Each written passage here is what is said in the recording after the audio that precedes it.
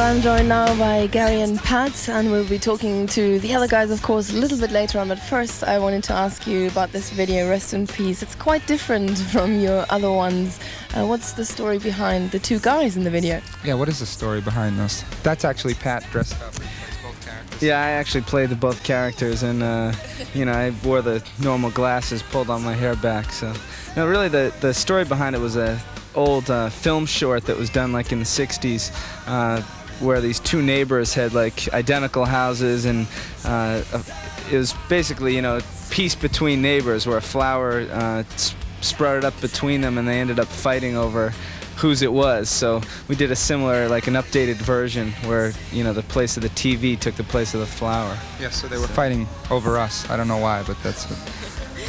Well, of course, Rest in Peace is taken from your current album, 3 Sides to Every Story. What does it actually mean? the album, the title. Oh, the title. Oh, okay. The title. Conceptually, it's only one CD, but conceptually, there's 3 sides to it. There's 3 segregated pieces of music. The first side being the hard and heavy side. The second side being a little bit more experimental and moody, and it's a little darker, and there's a lot of sadder themes to it. And the third side features a 70-piece orchestra.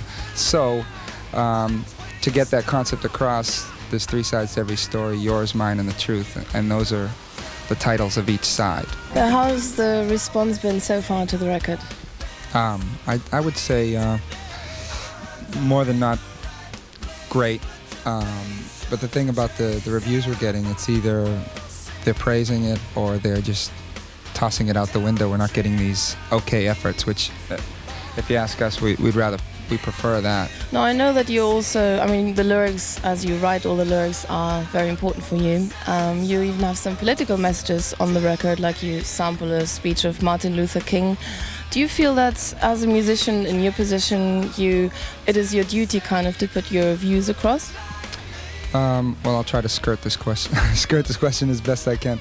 I think, whatever you do in any public forum, it is a political message, whether you're non-political or political. I know this is confusing, but I don't think anybody can be non-political. Whatever you're saying, it's saying something. It has a slant, and we feel, or the lyrics I write, we feel that it's a positive message. It's pro-humanity. It doesn't have to. Anything that I say doesn't necessarily have to be so. It's more general. It's just more positive. Great. See, didn't I skirt that pretty good? That was good. We move down to the beach now to meet Nuno and Paul. Hello there. How you doing? Hi. Just fine, thanks. Now tell me, Nuno, you co-wrote the whole album together with Gary, and you also co-produced it, and you also found time to produce a rap album. Are you a workaholic? I've heard that before, just recently. Paul, am I a workaholic? Yes. No, so how do you do it? What drives you to work so hard? Actually, no. What happens is I think, Jesus, I feel stupid, but what happens is when we're on the road so much, I think it's kind of like it becomes sort of a drug, and it's hard to wind down when you go home. For me, it is anyway. So I always try to keep busy. I think it's a sign of when somebody has a lot of problems in their life. I think they like to keep busy. Life of a rock star, right? Do you find time to socialize? When I go home, I go home. No, I don't understand how he does it. We're on the road for 13, 14 months. I come home, and after 3 or 4 days, by the TV, I find out this guy's in the studio, and I go, God, man, what is he doing? Nuno, you were actually born in Portugal. Where? I was born in this beautiful, beautiful islands called the Azores Islands, which I was born there, but we moved to the States when I was about 4 years old, me and my family of 12, being the youngest of 10 kids, so we've been back. Extreme's been back there a few times. We're actually trying to go there to perform this summer there, hopefully, and do some shows there. So is all of Portugal proud of you? Yeah, I've been actually very proud of my culture myself, so I've always had the Portuguese flags in the videos and things like that, so I think they feel good about that, Do you still have friends and relatives, and are they all coming to the show? Yeah, that's how, what happens is I have so many relatives that, if we're having troubles with ticket sales, I just call on my relatives wherever we are and then we sell out the show. So tonight is definitely no exception.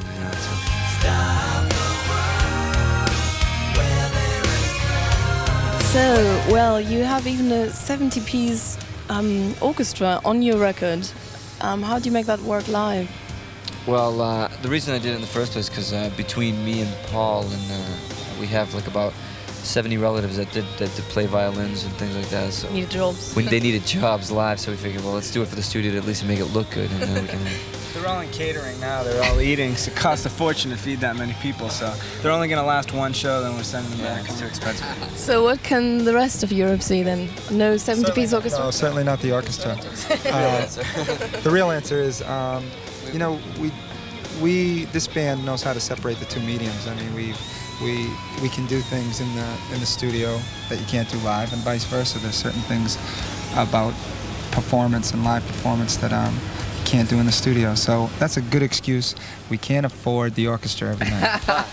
But what we'd like to do is as people know, get more situated with the record, we want to do some shows maybe a second time around, do some shows and stuff, and do some theater stuff with an evening with the symphony, so we can do the third side and maybe do some other songs. You started your tour here in Portugal. Why is that? What an unusual choice. Actually, we wanted to. Gary, tell the real reason. I can't. It really upsets me when I talk. The real reason is Nuno had to come back to his homeland because I think he has to do 2 years military service, so we're going to be losing him for 2 years. So we have one gig, a one-off. So we're working out a thing with the government. He can be on tour for a couple months in Europe.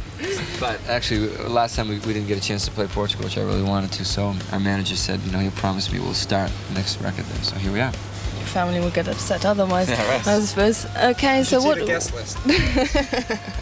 Scroll. What is the show like though?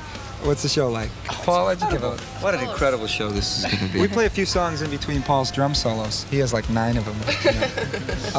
We got a couple surprises. It's the first time Nuno, we're going to bring out a piano. Nuno gets to play a little piano. Another surprise is the horn section. That's right. You spoiled the surprise. Tell us about the show. And then at the end of the show, we think we climax with a 4-piece horn section that comes out in some real funky outfits, and it gets real funky. So we're looking forward to this. This is the first time. This was a vision we've had for a year that we never could afford. Now we can afford it.